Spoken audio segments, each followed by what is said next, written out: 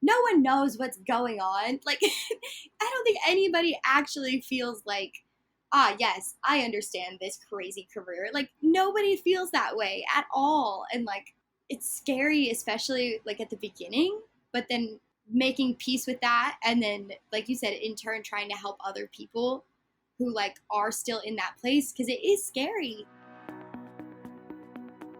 I'm Caitlin, a former professional ballerina turned dance educator and career mentor, and this is the Brainy Ballerina podcast. I am here for the aspiring professional ballerina who wants to learn what it really takes to build a smart and sustainable career in the dance industry. I'm peeling back the curtain of the professional dance world with open and honest conversations about the realities of becoming a professional dancer. Come along to gain the knowledge and inspiration you need to succeed in a dance career on your terms. Hello and welcome to the Brainy Ballerina podcast. I'm your host, Caitlin Sloan, and I am joined today by Rian Wood. Rian is a professional dancer based in New York City and currently performing in the Medora Musical in Medora, North Dakota. I've had the honor of working with Rian as a career mentor, and I just adore her. Rian, thank you so much for joining me today. Thanks so much for having me. I'm really excited. Of course, I'm so excited to chat with you and catch up. To start, I would love to hear, why did you take your very first dance class? I was pretty little, I think 3. My mom taught at the dance studio that I ended up training at most of my childhood. So it was pretty much just a natural thing. And I never tried anything else. I just did the one thing and stuck with it. What was your training like growing up? I trained in a lot of different styles of dance. I did ballet, jazz, did hip hop, did lyrical, did contemporary, did modern, point, like all of that, acro, like I feel like I tried everything under the sun. I ended up going to a performing arts middle school and a performing arts high school where we did ballet and modern and sometimes jazz and sometimes point too. And then I got my BFA from Florida State, and there a lot of the training was primarily ballet and contemporary. How did you decide to go to college for dance? So in Florida, we have this really nice program called Bright Futures, where if you get like a certain GPA and a certain SAT score and everything, they'll either pay your tuition in large part or they'll pay the whole thing. And so for me, like I ended up being able to go to college for free. I knew that that was something that I was always going to want to do eventually. I always wanted to really continue my education in a formal way like that. So it made sense for me. Did you always plan on going to college for dance, or did you think you would major in something else? Oh, I had no idea. I knew I wanted to dance, but I was kind of like nerdy in school. Like I liked taking the SATs. It was weird. I think I'm the only person on the face of the earth that liked that. Even up until my senior year, like I didn't know. I loved dance so much that I just couldn't really justify like not continuing my training and not continuing to study it, especially since I had already been studying it for so long and knew that I wanted that to be a part of my life. I do think when I'm older, if I got my master's, I would want it to be in something different just to like explore other sides and learn new things. But it just came from a place that I wasn't ready to like let go and not be in dance class every day anymore. What year did you graduate college? I graduated 2021, so like full COVID. Yeah.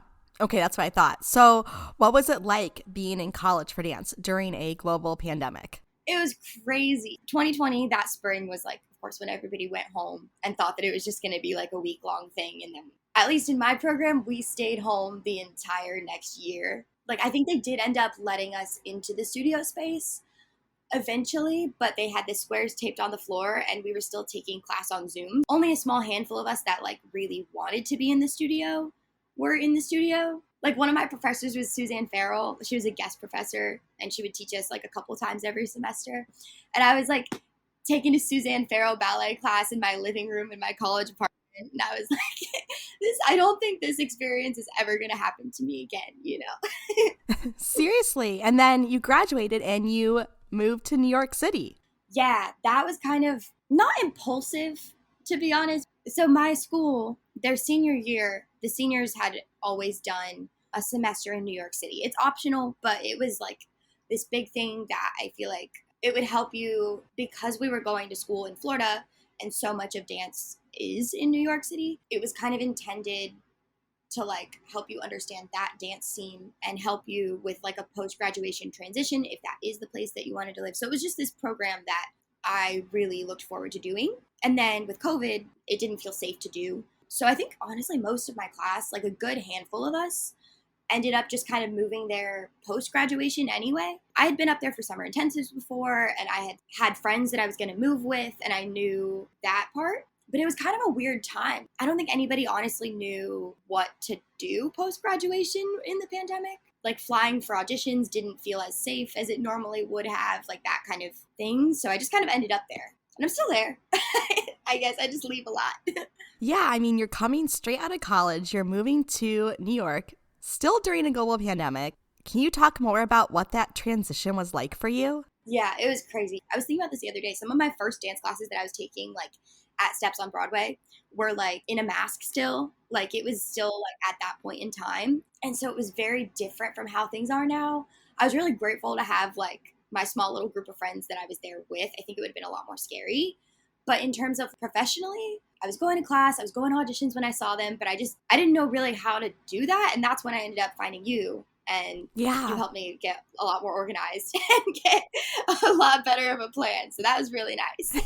That's what I was going to say. So that's about the time that you reached out to me. So what made you decide that you needed more support? With my school, they had that program that you would spend like a few months in New York with your professors and with mentors.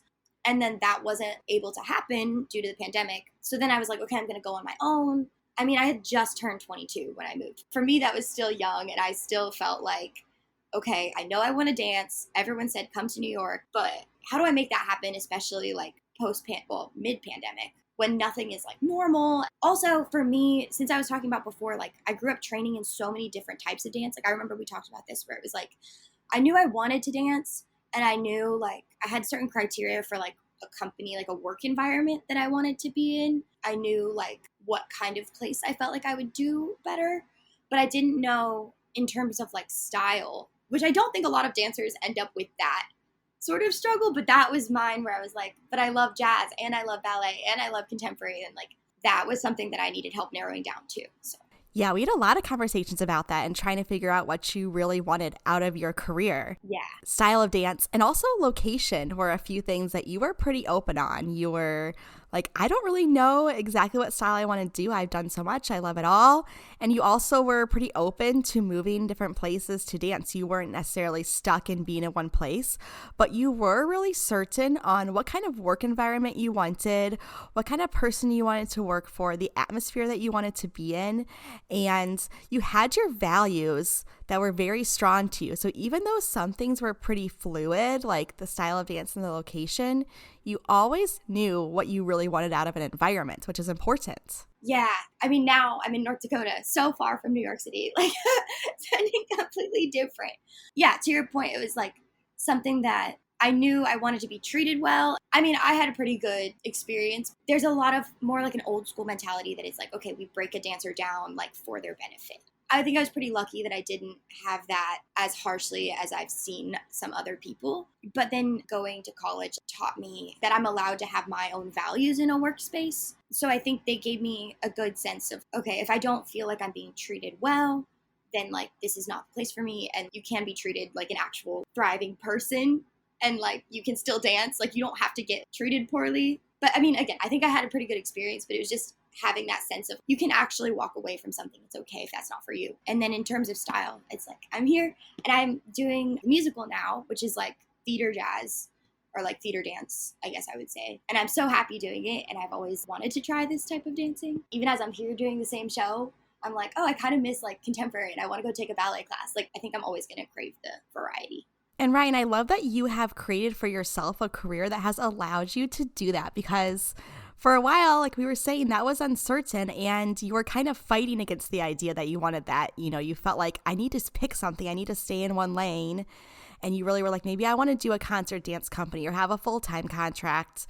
But that wouldn't have really fulfilled your desire for variety and to get to do different things and be constantly challenged in new ways. That's such a big part of you. So I just love that you figured out a way to make this all happen. Yeah, it has ended up working out, especially because I just want to try so many different things. This more commercial dance space, I've found works more contract to contract, which has been nice too, because it's still, especially if you can find like a longer contract. This one I'm here from May through the first week of September. So it's still a good chunk of time. And I also found that in this space, there is a lot more performing happening. Like I have friends that are in companies and they'll do shows and they'll do tours, but there's also large chunks of time that they're only in the studio. Whereas for us, it's been at least 6 shows per week, a lot of times more for this whole time. I found that I really loved being on stage and that aspect of it.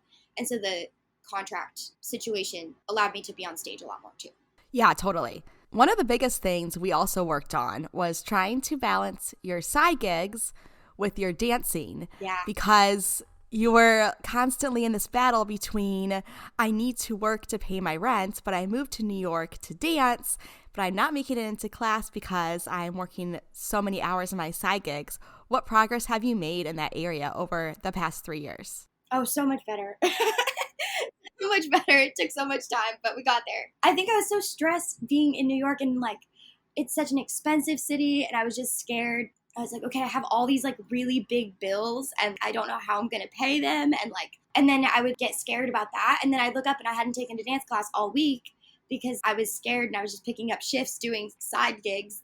You know, I'm grateful for them, but they weren't the reason that I moved across the country. So now it's really nice. Now that I'm on a contract, I don't have to do anything else, which is really nice to just focus. In the cast, like we'll give each other dance class, that kind of thing. But it's also nice to just have this time to focus on just performing. And then I can like update my resume and do all that during the day. But then back in the city, I finally found a side job that worked really well for me. I'll wait tables when I'm in the city. I work at like a steakhouse. It ended up being a good fit for me because financially being at like a nicer place like that let me work fewer hours and still be okay. And so then I can make it to dance class more often. I can make it to auditions. Like I found something that made sense and didn't take as much of my time and let me do what I wanted to do and what I needed to do to keep dancing. Yeah, that's really key. I'm curious, what was your first paid dancing gig in New York? So I moved into New York, I want to say mid-September of 2021. And I was in the Halloween parade in New York. I was like walking around a float, like they had people on the float and then they had a bunch of people around the float. And I was around the float and they gave me a beach ball and we learned to dance on the spot to Dancing Queen and some others, I think, but we had a beach ball and we would spin around with the beach ball and walk through New York City. And I got paid $100. Amazing. And then what has been your favorite gig that you've done since you started your professional career? I think my favorite one is honestly this one that I'm doing right now. I'm having so much fun. I love the choreography in this show. It's such a dance-heavy show, which is really, really nice. The cast that I'm with is lovely. Everybody in this part of the country is so kind. You're from the Midwest too, right? Mm-hmm. Yep. Yeah, there's just like this Midwest kindness that is just like really amazing. And Yeah. I am just having a great time here. So this is probably my favorite one so far. Yeah, I'd love to hear more about this. How did you find yourself in North Dakota and how did you get this contract? It's through this production company, RWS. I did a couple years ago an audition, just an open call for RWS, I think in Orlando. I was home visiting family in Florida. And I just happened to go to this open call. It was so last minute. I got a hotel by myself. I was like, we'll just see how it goes. And I left the audition and I called my mom and I was like, if I don't book anything, like, that's okay. But like, I can honestly say I felt like really good coming out of this audition. Like I'd never had that feeling before where I was like, I don't honestly care if they reach out to me because I know I had a fun time. And for what it was worth, just the experience of itself was good for me. I found out within like a week or two, I got 2 different emails from actually like 2 different casting directors that both worked for the company and I guess had watched the audition. And so the first one, she worked at sea. So I ended up taking the cruise ship opportunity that she offered me first, which was so much fun. And I got to travel to so many places. And that was like the first gig that I had done with them.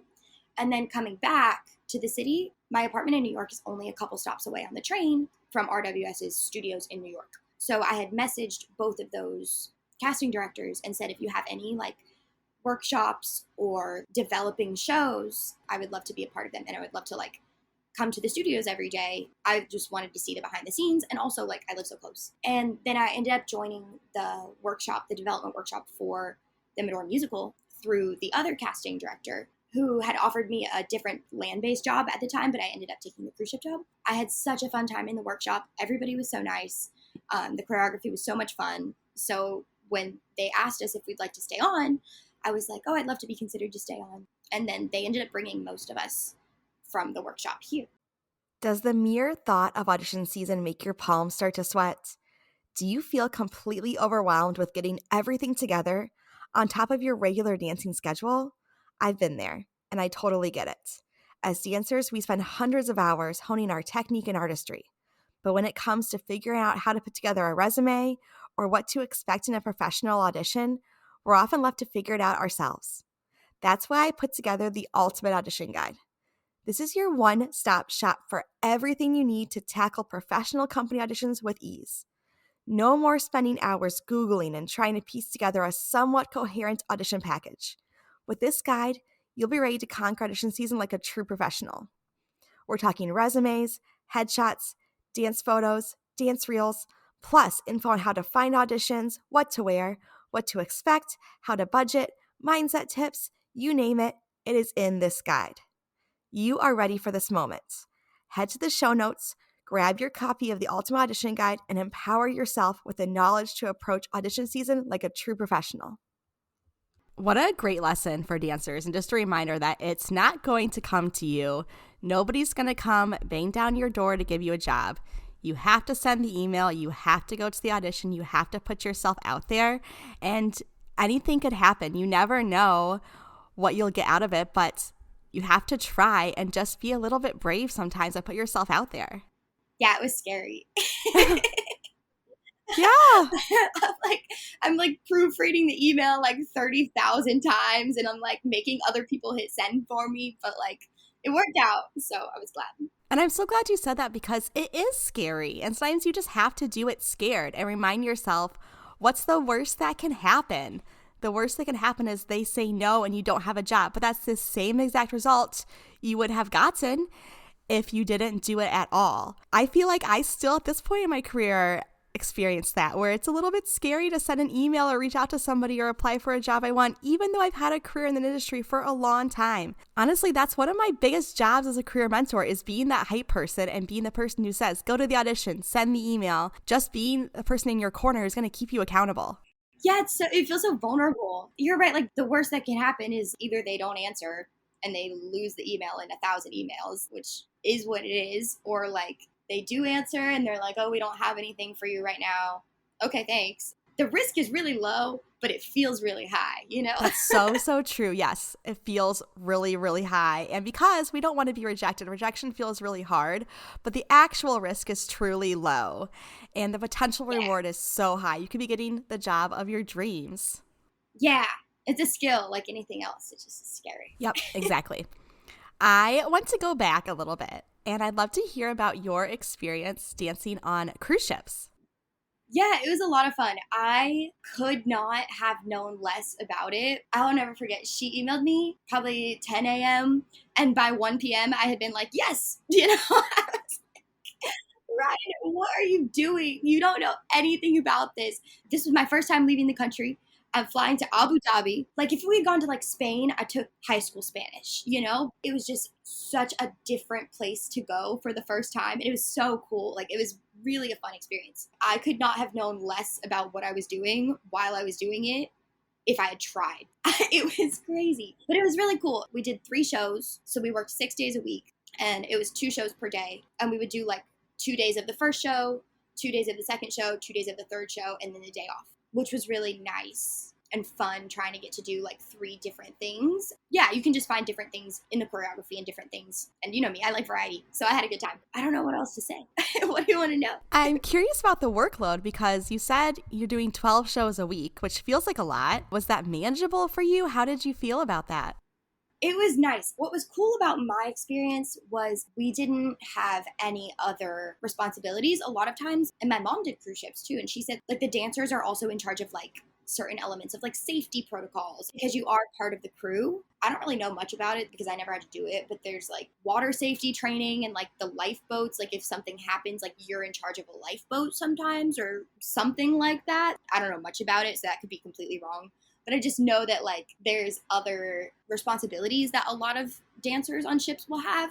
But for us, we would just had to worry about the shows. So we had all day, we could go into whatever port city and then we could get back just in time to like do the performances. So that was really fun. I liked doing that many shows per week. I will say 12 a week is a lot. 12 a week is probably the most that my body could handle. But in terms of like cross training, here now I go to the gym as often as I can. And just knowing in your body, like, okay, I have a really flexible back, but it's not as strong as it needs to be. So I need to like work on my back strength and work on my glutes and work on my core to like balance that out and be able to support doing the shows for the ship that much. Really just taking care of your body. Yeah, exactly. Trying to balance performing that many shows a week, keeping your body healthy, keeping your mind healthy, and then getting to enjoy the travel aspect and actually getting to explore and see the world. Totally. Especially I'd never been anywhere. So I'm like, of course I want to see everything. What was the coolest place you visited? We started out, we flew to Abu Dhabi. We did that part of the world for like the first couple weeks. So we did Oman. We were also in install, which is like the equivalent of tech while we were over there. Definitely did Oman, did Abu Dhabi, Jeddah. And then I want to say we did the crossing. So there was a time that we were like out at sea for like 2 full weeks. It was a long time. And then we came over to Europe. We basically went in a loop the rest of the time, which was nice. We did Barcelona on Friday. Saturday was in Marseille, France. Sunday was in Genoa in Italy. Monday was in Naples. Tuesday was in Sicily. Wednesday was in Malta. And then Thursday was our day to like be at sea and get back to Spain. So we went in a circle. What a cool experience, Ryan. That's amazing. Yeah, it was really fun. You are on this current contract now through September. And then what's next for you? So it'll be September. I'm going on vacation. I'm going to go meet my friend.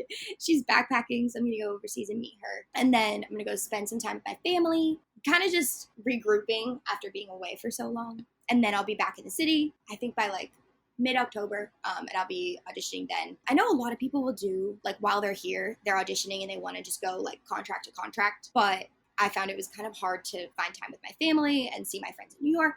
I'll do like gig work in New York too. It's just not full-time the way a contract is. I work with this company. I'll like guest perform for them and I'll do those sometimes.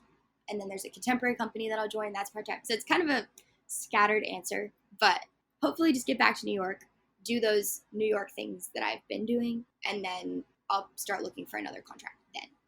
Yeah, I just love that you have figured out how to make this career your own. And for a time, coming back to what we talked about before, you almost thought you had to decide to do one style of dance. And you've gotten to this place where you're getting so many different styles of work, and you're getting to really have balance in your life, do other things you care about. And it really just, I can hear the happiness in your voice when you talk about everything that you're doing. It's just very cool. Yeah, especially because I grew up doing so much. I trained in a lot of different styles, but I always thought that I wanted to do concert dance pretty much exclusively. Like, that's what I thought that I wanted to do. I wanted to join like Paul Taylor or like a big company like that. And then I realized I think I would be happy doing that kind of thing. But it's just, you're right. Like there's something nice for me about always being able to do something different. Because now I'm like here, and I think I said it before, but I'm like, I miss ballet class. Like I want to go to like take a ballet class, and I'm like, maybe the next contract will be a little more ballet based, or like depending on whatever show it is. Yeah, there's something nice about it. It's scary sometimes because like I don't know exactly what the next contract is going to look like. I also like the life that I have for myself in New York. Like I have good friends there now. They're still dancing. It's just not full time. It's not every day. But it's still, you know, there's class. That's where training is. So I like that life enough that I'm not pressed in the same way to like get to the next one because it's just a bonus instead of like something that I feel like I need. And seeing that mindset shift in you is really amazing because it wasn't always like that for you. There used to be a lot more stress about what you were going to do with your life and is this going to happen for me and how am I going to make this happen? And being able to let go and have trust that the right opportunity is going to come along is really powerful and very exciting to see you getting to that point in your career. Yeah. I mean, it happens to dancers that do have a more consistent company job too, where it's like sometimes your contract doesn't get renewed or like sometimes the company folds. It feels more certain, but like it's still kind of uncertain in that way too. So it's like making peace with that uncertainty rather than trying to fight it. Because I think as long as you dance, it's going to be uncertain to some degree. Yeah, that's very true. Ryan, what would you tell a dancer who wants to move to New York City and pursue a dance career? Just knowing that it's going to be okay. I think that everybody has their own path. It feels really scary. Like it's so uncertain in the beginning. And people said to me, like, it's going to be fine. Like 22 is just the beginning. Like, it's such a young age.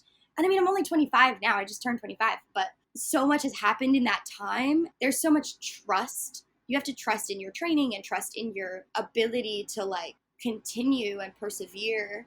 And also like some people, they get there and that's not for them. And that's okay too. That having the peace within myself that if one day I wake up and I don't want to do this anymore, like that's okay too, makes it a lot less scary. I think a lot of times dance is such an identity for us that like it's really hard if you haven't booked. It's hard because you're like, well, this is my identity. This is who I am. And I'm not doing it. But that's okay. Like you're still a whole person. You're still a dancer. Or even if you're not, that's still okay too. Like even if you just want to do something else completely different, that's also fine. I think I had so much fear around like, when am I going to dance next? It will happen. Just chill. And if it doesn't, that's also okay. I remember another thing that we talked about quite a bit was the idea of perfectionism. And you would say things to me like, well, I need to get to class. I haven't been to a dance class in a few weeks, but I'm not really my best right now because I've been working my side gigs a lot. I feel like I'm getting out of shape. My technique is slipping. So I don't want to go to class because what if I look bad, or what if a choreographer sees me and then I'm not doing my best and I get passed over for a job? So you'd be stuck in this perfectionism spiral. And I can see now how much confidence you've gained in yourself. And I'm curious, do you feel like gaining the confidence first is what helped you start booking gigs? Or did you start to book gigs and then that gave you a boost of confidence? What one came first? Yeah, that's actually a really good point. I remember back when we were working together a lot, I was just so in my head. I was like, I can't go to class and not be like the best I've ever been. What? Of course you have to. Like, what? Crazy. But I definitely did calm down a lot once I started booking things. Even the part-time in the city things that I was doing that weren't full-time contracts, that definitely helped a lot. And then I think just getting older, just growing up and like seeing other people's journeys and like trying not to compare but instead be inspired by other people. You can feel so behind, if you're like, oh, this person's like done XYZ and like I haven't, and that's a really easy trap to fall into. But just instead being like, oh, they did XYZ and like that's so cool, I would love to do that. I'm sure my own path is coming. Or looking at someone and being like, oh my gosh, I would love to do that. How did they do that? And learning from that. Yeah, depending on who it is, like you can ask people. Like that's the coolest thing. Like there's 2 dancers that are in this cast right now that are 35. They've been working for so long now. It's just so cool that like for even as much of a jump as you were saying, the difference in my mentality when I was younger and now, like for them, it's tenfold because they just have so much more experience and so much more patience. And it's really cool to see. And then they're like, oh, well, I'm in this Christmas show. And they reached out to me. You guys are really talented. Like, here's the email. Send your application in. There's no like competitiveness. It's like, oh, well, I have this, like, come with. And that's so inspiring and so cool to see. Yeah, I love that because I do think that's how most dancers are. And there's the stigma that dance is so cutthroats and that people will like put glass in someone's point shoes or all these horror stories you hear. And yeah, dance is intense. But the reality is that we just really want to help each other. And the more we can support other dancers, the more we're going to elevate the art form completely. Like it's not a zero-sum game. There's room for all of us to succeed. And if we do, we're just going to bring everything up to a higher level. There's just really no downside here. Exactly. Is that like how you came to be the brainy ballerina? Yeah, I mean, that's just a huge part of my mission is asking for help. Yeah. And I feel like when I was younger and I was starting my career, I felt like everyone around me knew what they were doing, and I didn't know what I was doing, but I felt like I had just to fake it till I made it, basically, because I didn't want to seem weak or stupid or like I wasn't prepared to be a true professional. So I really felt like I had to put on this brave face and just go it alone. But then I was in the industry for a while, and I realized that no one knows what they're doing. We're all just pretending.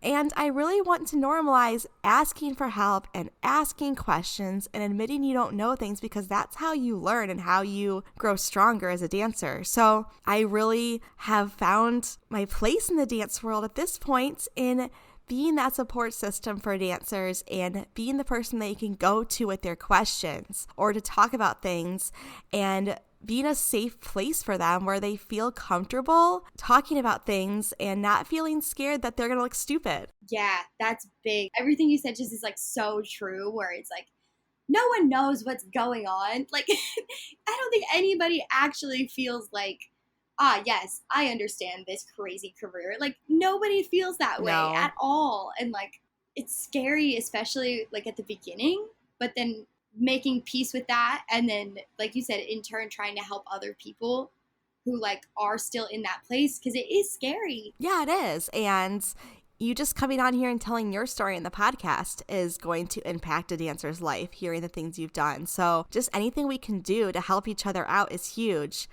I've been really into the Olympics, of course, and watching the gymnastics has been one of my favorites, and I have just loved seeing the team aspect to it. And of course, like, you have your country's team, but then they're still competing their individual events, so there's times that they are competing against each other, but they are still so supportive of each other. They are there for each other. They are cheering each other on. They are so excited when the other person wins. Everyone just is so confident in their own skills and what they bring to the table that they're able to be excited for other people. And I just think that is the coolest thing to see, and a great example for us to bring into the dance world, of realizing that we all have our own skills that we bring to the table that we are good at, and we can be confident in our abilities and also be excited for our friends, be excited for our peers when they achieve something great too.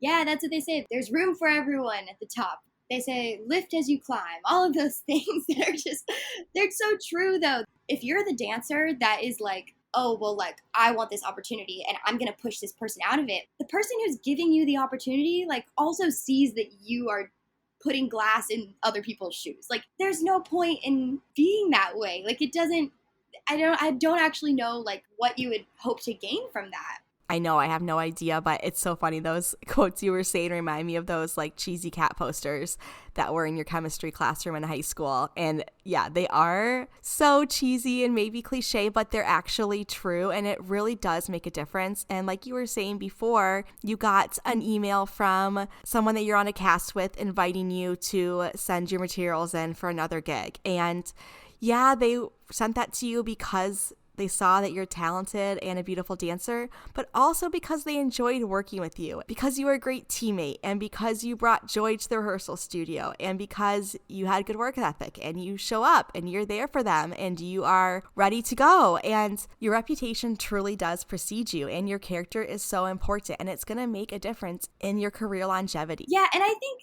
to your point, I think most people are kind. It's like you were saying before, very rare that you find someone that actually is malicious in that way, but it's just something always to keep at the front. Yep, exactly. Rian, it has been so fun catching up with you and hearing about all the cool things that you are doing. I am just really love this conversation. Could you tell us how we can connect with you, share your socials, whatever is the best way for anyone to reach out to you if they have any questions or would like to connect? Oh, yeah. So I'm on Instagram at Rian, Rian Wood, Wood. I'm on TikTok too, but I haven't posted as much there. So definitely Instagram. Okay, perfect. Thank you so much, Rian. I really appreciate your time, and I loved talking with you today. Yeah, thanks so much. It was great catching up.